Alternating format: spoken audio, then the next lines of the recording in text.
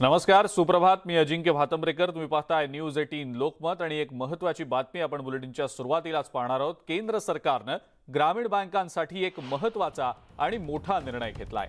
प्रादेशिक ग्रामीण बँका शेअर बाजारात आपला IPO आणू शकणार आहेत.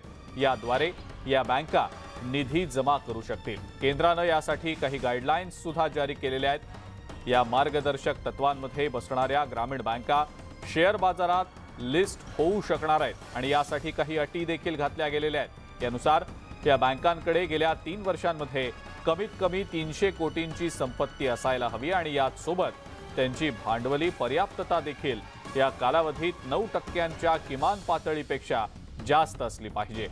IPO आणण्यासाठी योग्य बँक ओळखण्याची जबाबदारी या ग्रामीण बँकांच्या प्रायोजक बँकांकडे देण्यात आलेली आहे.